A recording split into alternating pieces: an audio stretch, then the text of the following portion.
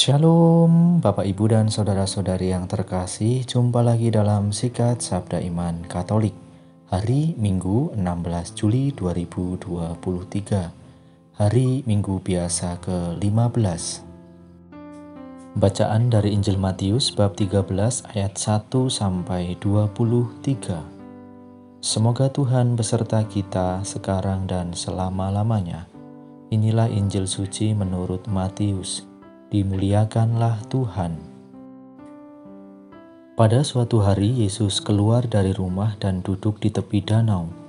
Maka datanglah orang banyak berbondong-bondong lalu mengerumuni dia, sehingga Yesus naik ke perahu dan duduk di situ.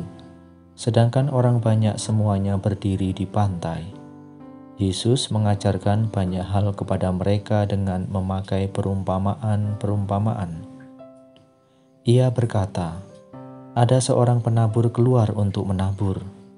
Pada waktu ia menabur, sebagian benih itu jatuh di pinggir jalan. Lalu datanglah burung-burung dan memakannya sampai habis. Sebagian jatuh di tanah yang berbatu-batu, yang tidak banyak tanahnya.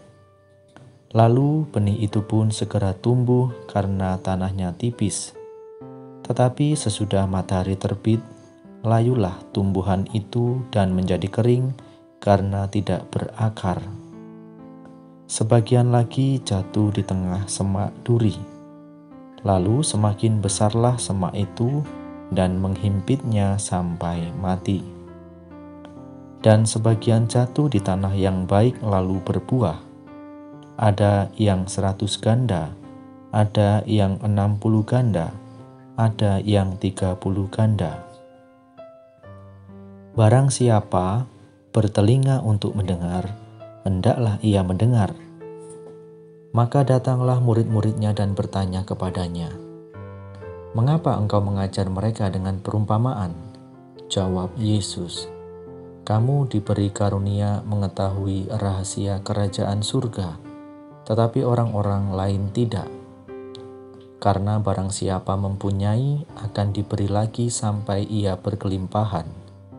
Tetapi barang siapa tidak mempunyai, maka apapun yang ada padanya akan diambil juga.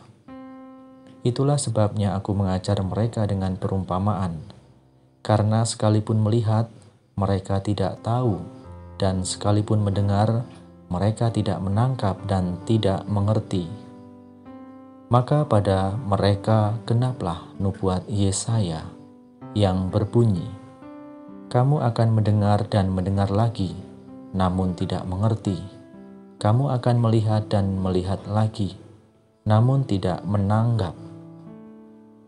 Sebab hati bangsa ini telah menebal, telinganya berat untuk mendengar, dan matanya melekat tertutup.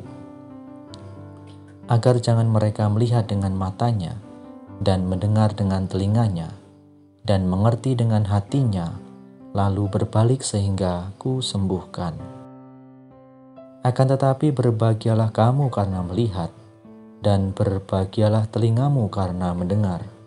Sebab aku berkata kepadamu, sesungguhnya banyak nabi dan orang benar ingin melihat apa yang kamu lihat, tetapi tidak melihatnya, dan ingin mendengar apa yang kamu dengar, tetapi tidak mendengarnya. Karena itu dengarlah arti perumpamaan tentang penabur itu. Setiap orang yang mendengar firman tentang kerajaan surga, tetapi tidak mengerti, akan didatangi si jahat yang akan merampas apa yang ditaburkan dalam hatinya. Itulah benih yang jatuh di pinggir jalan. Benih yang ditaburkan di tanah berbatu-batu ialah orang yang mendengar firman itu dan segera menerimanya dengan gembira. Tetapi ia tidak berakar dan hanya tahan sebentar saja. Apabila datang penindasan atau penganiayaan karena firman itu, orang itu pun segera murtad. Yang ditaburkan di tengah semak duri ialah orang yang mendengar firman itu. Lalu firman itu terhimpit oleh kekhawatiran dunia dan tipu daya kekayaan, sehingga tidak berbuah. Sedangkan yang ditaburkan di tanah yang baik ialah orang yang mendengar firman itu dan mengerti, dan karena itu ia berbuah. Ada yang 100, ada yang 60, dan ada yang 30 kali lipat. Demikianlah sabda Tuhan. Terpujilah Kristus.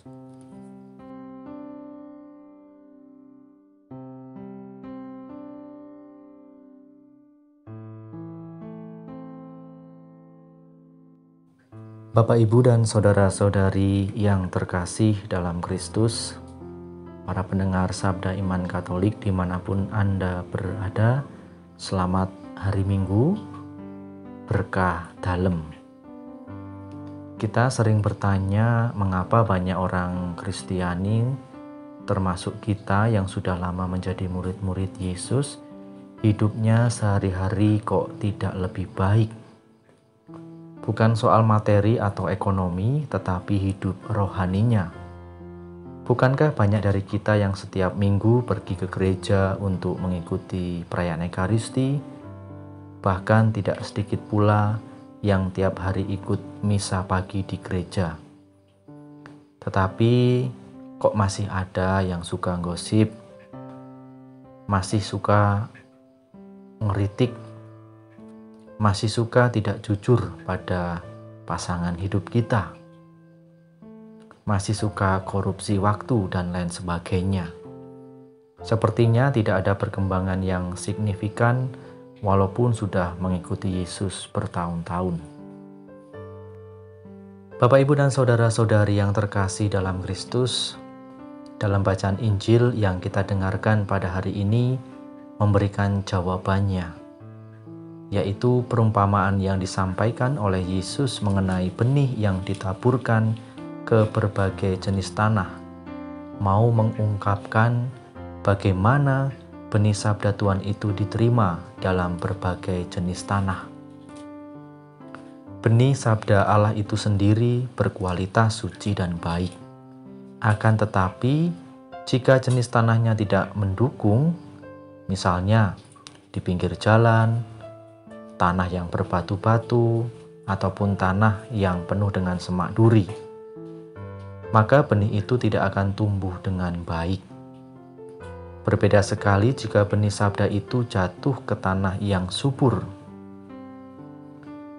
Bapak, Ibu, dan saudara-saudari yang terkasih dalam Kristus, poin yang mau kita renungkan di sini adalah bahwa untuk menghasilkan buah, sabda Tuhan tidak berbuah secara otomatis, melainkan diperlukan kerjasama dari tanahnya, yakni orang-orang yang menerima sabda Tuhan itu sendiri.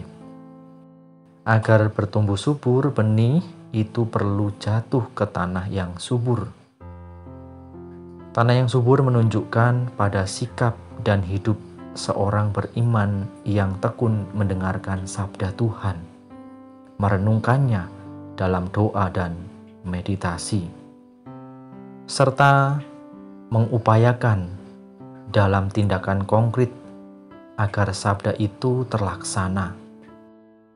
Seperti tanah pada umumnya, kalau mau subur ya harus diolah, diberi pupuk, dan tentu saja diberi waktu untuk diam agar berproses menjadi lebih baik. Waktu hening yang digunakan dengan doa pribadi maupun berdevosi ataupun adorasi dan sebagainya merupakan bagian dari memproses kesuburan hidup rohani kita.